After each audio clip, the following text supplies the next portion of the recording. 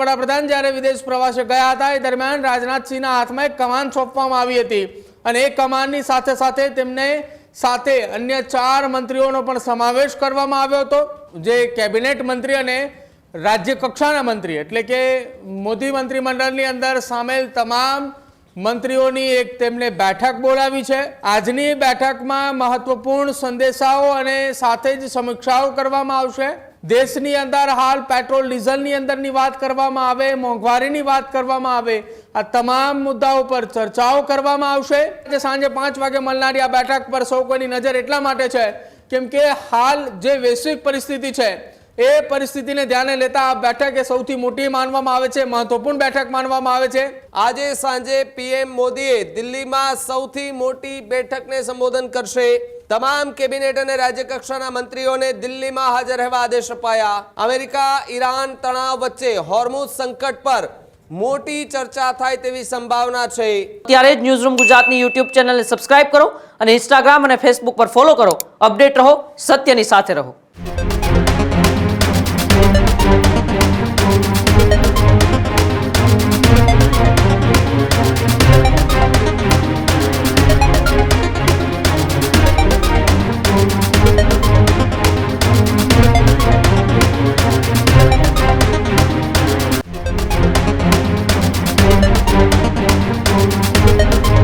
પાંચ દેશોનો પ્રવાસ પૂર્ણ કરી પરત ફરતા વડાપ્રધાન નરેન્દ્ર મોદીએ સૌથી મોટી બેઠક બોલાવી છે। આજે સાંજે પીએમ મોદીએ દિલ્હીમાં સૌથી મોટી બેઠકને સંબોધન કરશે। મોદી સરકારના તમામ મંત્રીઓને દિલ્હી ન છોડવા માટેનું ફરમાન કરવામાં આવ્યું। તમામ કેબિનેટ અને રાજ્ય કક્ષાના મંત્રીઓને દિલ્હીમાં હાજર રહેવા આદેશ અપાયા। યુદ્ધની સ્થિતિ વચ્ચે દેશના રાજકીય ગલિયારાઓમાં વધુ સસ્પેન્સ જોવા મળ્યું। અમેરિકા ઈરાન તણાવ વચ્ચે હોર્મુઝ સંકટ પર મોટી ચર્ચા થાય તેવી સંભાવના છે। દેશની સુરક્ષા અને આર્થિક સ્થિતિ પર બેઠકોમાં સમીક્ષા પણ થઈ શકે છે।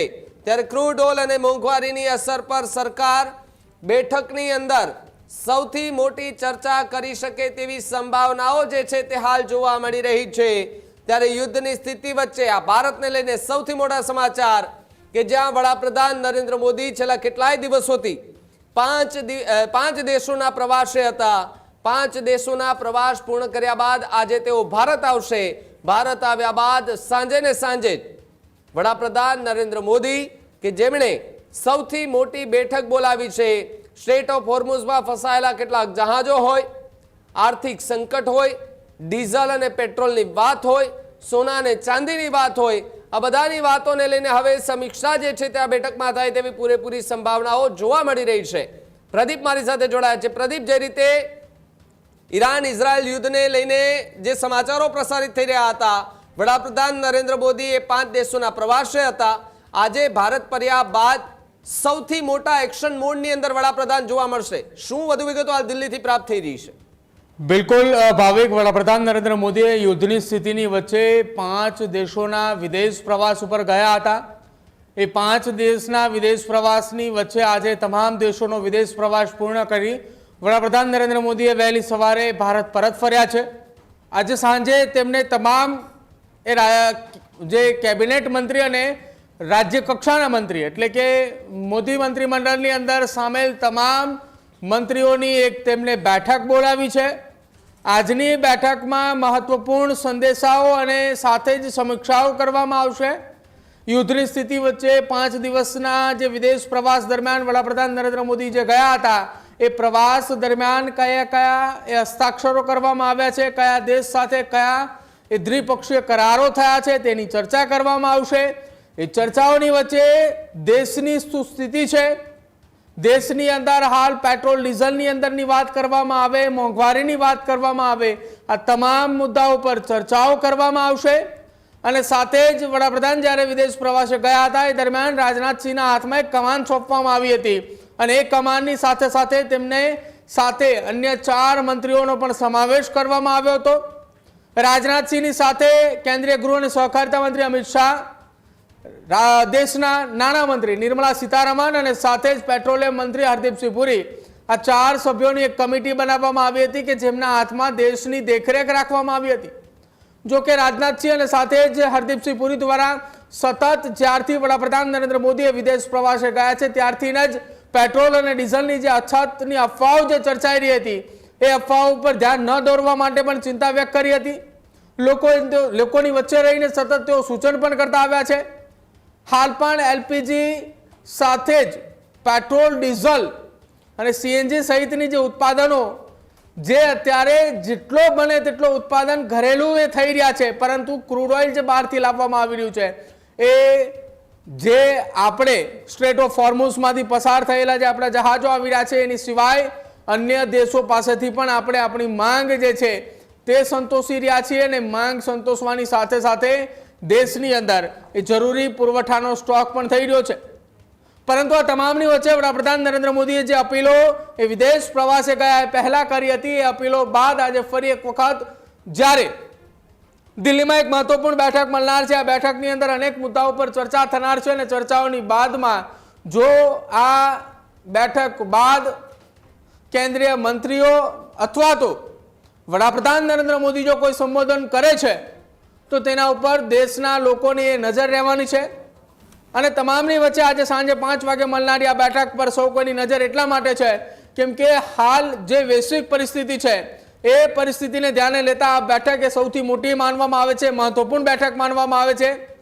કેમ કે 11 મહિના બાદ દેશની અંદર કદાચિત આ પ્રકારની બેઠક એ વડાપ્રધાન નરેન્દ્ર મોદીએ બોલાવી છે અને બેઠક મળનારી છે કે જ્યાં દેશના તમામ કેબિનેટ અને રાજ્ય કક્ષાના મંત્રીઓ એક સાથે બેઠકની અંદર હાજર રહેશે.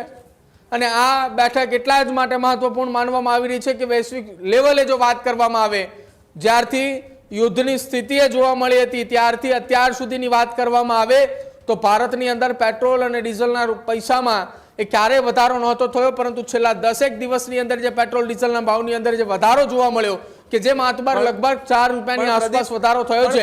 બાકી અન્ય એવા કેટલાય દેશો છે કે જ્યાં પેટ્રોલ ડીઝલના ભાવની અંદર અત્યાર સુધી 35 રૂપિયાનો વધારો થઈ ચૂક્યો છે. હવે પ્રદીપ, એક વાત એ પણ અહીંયા સમજવી છે કે 11 મહિનાથી જે કેબિનેટની બેઠક નહોતી યોજાય અને વડાપ્રધાન નરેન્દ્ર મોદી 5 દેશોના પ્રવાસ કર્યા બાદ આજે આ સૌથી મોટી બેઠક એટલે કે સૌ કોઈ લોકોની ત્યાં જ એક નજર જોવા મળશે. પેટ્રોલ અને ડીઝલમાં સતત 2 વખત ભાવ વધારો થયો. હજુ પણ લોકોનું કહેવું એવું છે કે પેટ્રોલ અને ડીઝલના ભાવ આગામી સમયમાં ખૂબ આસમાને જાય તેવી સંભાવના છે. તો શું એ બેઠક જે આજે થવાની છે તેમાં પેટ્રોલ અને ડીઝલના ભાવ અંગે કોઈ ચર્ચા થશે અથવા તો જે નેતાઓ સિવાયના જે પેટ્રોલિયમ સાથે જોડાયેલા જે લોકો છે, જે મંત્રાલય છે પેટ્રોલિયમ, તે અંગે કોઈ સ્પષ્ટ જે કહી શકાય કે સ્પષ્ટ નિર્ણય આવી શકે કે ભાઈ કોઈ ખુલાસો થઈ શકે કે પેટ્રોલ અને ડીઝલના ભાવ નથી વધવાના અથવા તો આગામી સમયમાં જો ક્રૂડ ઓઇલના ભાવ વધે છે બેરલ દીઠ તો પછી ભાવ વધશે? ભાવિક, આજની બેઠક આ તમામ મુદ્દાઓ પર ચર્ચા કરનારી છે.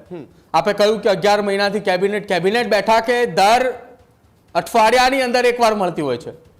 આજે જે મળનારી બેઠક છે એ મોદી મંત્રીમંડળના તમામ મંત્રીઓને સામેલ કરવાની વાત છે. કેબિનેટ બેઠકની અંદર માત્ર કેબિનેટ મંત્રીઓ જ સ્થાન લેતા હોય છે, પરંતુ આજે જે બેઠક મળવાની છે એમાં કેબિનેટ મંત્રી સહિત રાજ્ય કક્ષાના મંત્રીઓ પણ સામેલ થશે. મોદી મંત્રીમંડળની અંદર જે 70 જેટલા મંત્રીઓ છે તમામ મંત્રીઓ એક સાથે આજે બેઠકની અંદર હાજર રહેશે અને તમામ મંત્રીઓની સાથે સમીક્ષાઓ કરવામાં આવશે.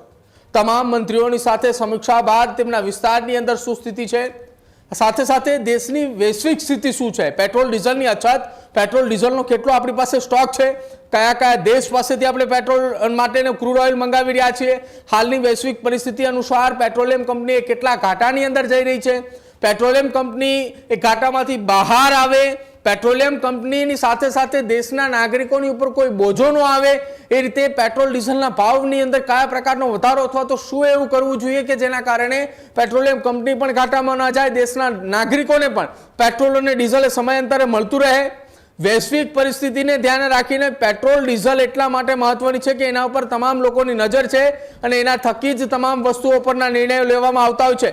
જો પેટ્રોલ ડીઝલની અંદર અસર થશે તો ખાદ્ય ચીજોની અંદર પણ અસર થશે, ટ્રાન્સપોર્ટેશનને બંધ થાય તો તમામ વસ્તુઓ ઉપર તેની અસર પડતી જોવા મળે છે અને એ અસર ન સર્જાય તે માટેની અત્યારથી તૈયારીઓએ આરંભી છે અને આજની બેઠકની અંદર તમામ મહત્વપૂર્ણ મુદ્દાઓ પર ચર્ચા કરવામાં આવશે. ભાવિક, બિલકુલ પ્રદીપ, આભાર જોડાવા બદલ અને માહિતી બદલ. હજુ સુધી તમે અમારી ચેનલને સબસ્ક્રાઇબ નથી કરી તો અત્યારે જ ન્યૂઝરૂમ ગુજરાતને સબસ્ક્રાઇબ કરો, ફેસબુક અને ઇન્સ્ટાગ્રામ પર ફોલો કરો.